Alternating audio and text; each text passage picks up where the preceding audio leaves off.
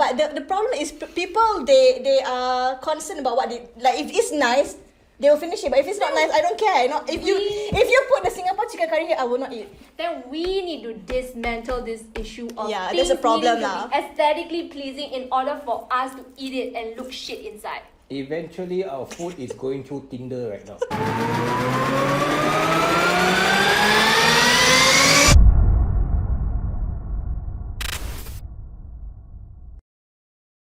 Hi you all, we are from Bowl Play. I'm Hashi, this is Lucas, Sue and Syazwan, and today we are going to talk about food wastage. So, who is to be blamed? Why start blaming people so fast? I mean, should we to start know what food wastage means in the first place before we start blaming things? throwing hands, man. Yeah, to be honest, I don't know much about food wastage, and I think that is a problem because it doesn't sound appealing to me to know about food wastage. The only thing that I understand is food is being wasted and we should do something about it.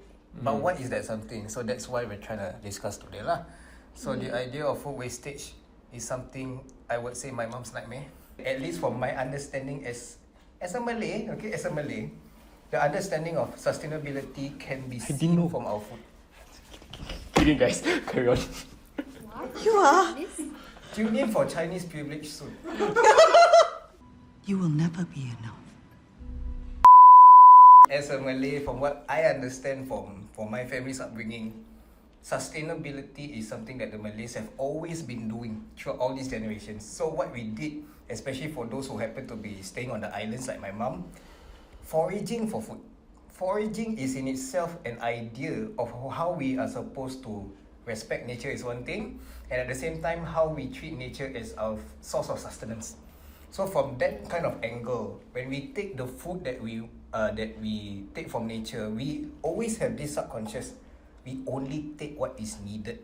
Because if once we cross that line, the balance for nature to replenish itself, it will be damaged already. So that's why for us, throughout all this time learning about, or at least living in this kind of region, when we learn about how we get our food, this is how we practice sustainability. But now, the problem is Singapore is no longer a kampong. We are no longer just an island. We are a city. And from this kind of urbanization, we are, in a way, splurging ourselves into the availability of food. Because right now Singapore is also a part of a central global hub. We no longer require food from our beaches. Now our food comes from beaches from all over the world. I read that it's 90% of our food is actually imported. Yes, so at the same time we're not just wasting our own food, but we're wasting other people's food also. I think it's human nature that when we are hungry, like I'm not talking about other people, like also myself, when I'm very hungry, like I will order the whole menu and then I don't finish it, and then at the end of the day, the food will end in the trash. So I think it's us is to be blamed, firstly.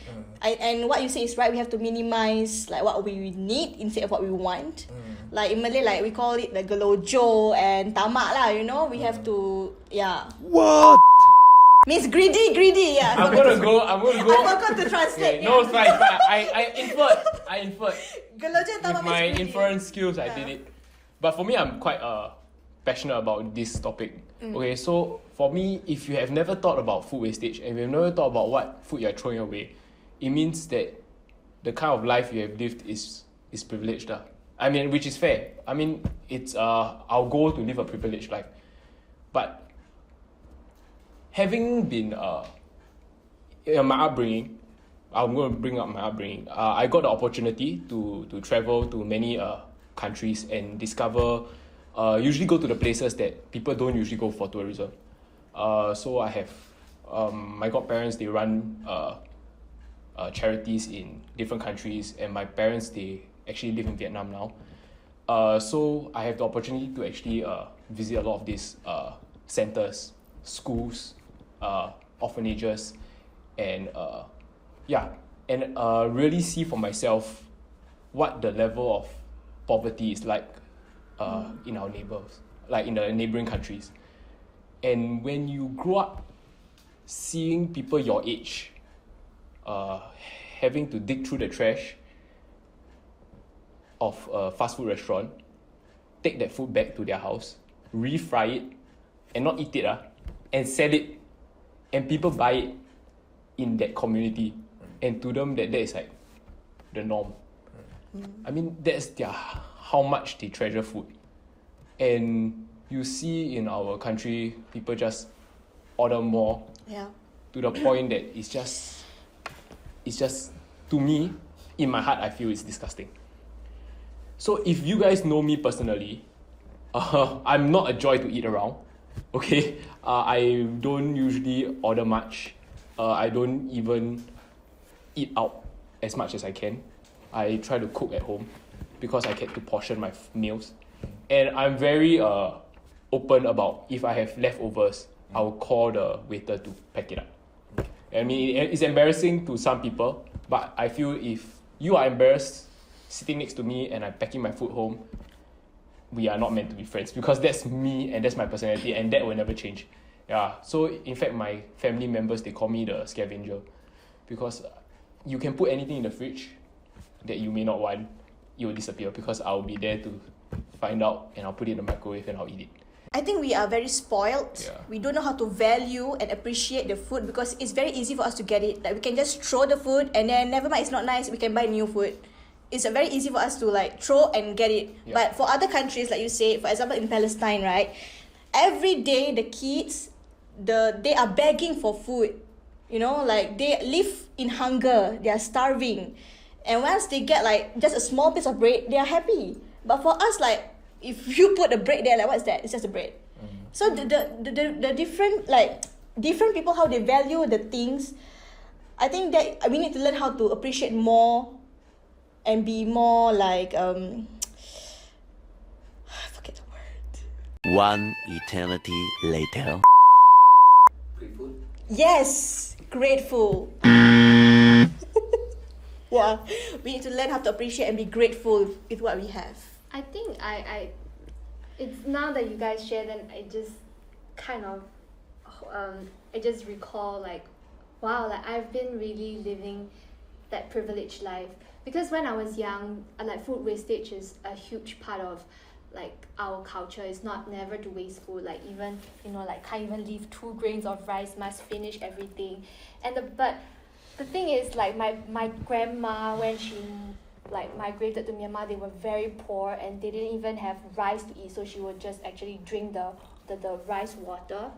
And my mom's side, right, they come from like very strict family, so everything is rationed, and because they have so many siblings, right, so I come from this culture of like having to ration. So when I was young, like there is 1 mango and then it will be divided into 3, and then each of us will get 1 slice.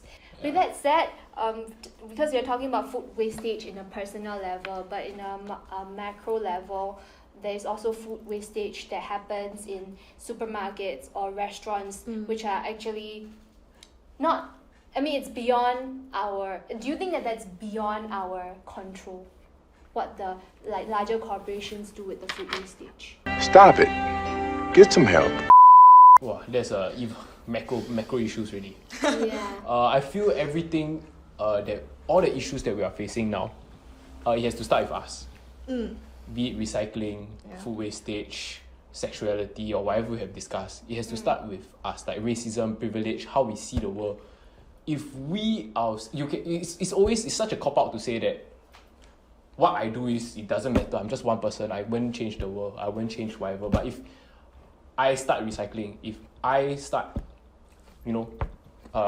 looking at food as something as more sustainable, if I start saving water, saving electricity, then that's how change happens. It's through singular, like, actions of individuals. Yeah. And it's also about personal purchase and consumption, because we're talking about what we eat, but also what we buy. We have this obsession with buying things that looks pretty, right? But like, I don't know if it's like it happens in Singapore, but in Myanmar when I was younger, a lot of food is like organically grown. With that said, right, it's usually small. It also like kind of go bad, deform, really the fast. color is not as nice. Yeah, okay, I understand. But then, so that's what I'm used to. But then I come to Singapore and everything in the supermarket looks so polished and so pretty. And usually, people just leave out the apple with one big scratch. It's not even like rotten, you know, just Yeah, one they're very scratch. choosy. Then I'm just like, is it really necessary? Like, it's still edible. You just have to carve out that area, perhaps. I think the food quality also plays the important part also, you know. Like, for example, if I put like the Singaporean chicken curry here, that with the gone wrong recipe, will you eat it? Today we're going to be making a recipe for Singaporean chicken curry. No! God, please, no! No! Like, if the food doesn't look Or the appetizing, aesthetically, aesthetically, like, if it doesn't taste good or looks good, like, will you finish it? But that's the thing, like, why do we care? Okay, like, I get it, but honestly, when it gets into your mouth, you digest it, it just looks like mash, and then you shit it out, it looks like shit. Yeah, but the problem is people, they are concerned about what they, like, if it's nice, they will finish it, but if it's not nice, I don't care. You know, if you put the Singapore chicken curry here, I will not eat. Then we need to dismantle this issue of Yeah, things there's a problem needing to lah. be aesthetically pleasing in order for us to eat it and look shit inside. Eventually, our food is going through Tinder right now. Wait a minute. Who are you? No, okay. But Exactly. okay, then I will be the devil's advocate. I'll be the devil's advocate in saying that other people's argument to me, as in because I've had this conversation with many people. Their argument to me is, I only live to a certain age. I don't know when that age is. Between now and till I die, I only want to eat good food. Can what? But what do you mean bad? Is it bad? To them, that's not good food. Who taught them that? There's a lot of I mean, facilitator nowadays. is it right to impose my standard of what is good onto them? If they decide that they are only going to live this amount of years, and they choose to only eat good food, who am I? it's not they choose. So Definition of what? good food then. Good food is aesthetically pleasing. No, food. it's individual. Like, okay, if the food doesn't look aesthetically pleasing, but if it tastes good, people will finish it, what? It's not about aesthetic, it's about the taste, so the quality of food. Again, our food is going through Tinder. So you can see that it's not just about the look. So is it a personality or Is this the a personality looks, no? thing? So what is causing our food wastage? Could we agree that it's really could be due to the fact that the food that we have, we already set a certain standard to what is acceptable, even though it still serves the same purpose? Could we agree that that's the reason why food wastage is? I think food wastage happens is because we have never been in a position of starving. Once you have starved, Actually, true. once you have starved, right, you will never throw away food again. So just now we're talking about a lot of our personal story and our personal relationship with food wastage. Do you think that telling this kind of stories, like Singaporeans in general, could relate to this? Like, you tell people about starving children in Africa, do you think that it will change their mind to not waste food? This is a very pivotal moment in our generation to shape this new culture, this new mindset. It's very difficult, but at least if we want, like how Lucas has shared, if the individual is able to take that one action and he's able to influence other individuals, sooner or later we will get the More and ball more will rolling. follow and practice. So that's how we shape culture as well. Sometimes culture is shaped by just one man or one woman. So this is how we are going to move forward. If we're able to think about how we're going to settle this issue of food wastage, it all boils down to what we do, and it all boils down to whether or not we are able to influence others. Which is true. We're not gonna woo Singaporeans to say, hey, there are people starving in Africa. And so what? Yeah. So that's why Yeah, it's now not it's very something difficult. that a lot of Singaporeans can relate. Right now, it's Right. important for Singaporeans to understand that there's a bigger issue behind food wastage than just what you see at face value. It's really when you really try to tackle other issues like how I mentioned about starving neighbours. Even for example, in our rental flats, how sure are we that our neighbours, our elderly neighbours, have food at home while we are still splurging away, constantly grabbing food or food panda all the way? But how often does it cross our minds, especially in this day and age, where we think about our neighbours and whether they can have enough food for themselves? Which is what the government is trying to do. I think by 2030, they are trying to do 30 by 30. So they're trying to reduce certain numbers to 30% by 2030. And how they're doing it is by vertical farms, fish farms, and a lot of smart farms essentially. So they're trying to automate a lot of things. So traditionally what used to take acres and acres of land, now they're doing it on like rooftop farms, that kind of thing. Yeah.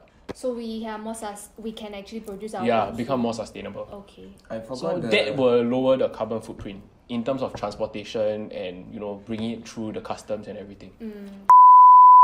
We hope you've enjoyed our conversation. Let us know what you think. Comment down below. Don't forget to like, share, and subscribe to our channel. New videos every Friday.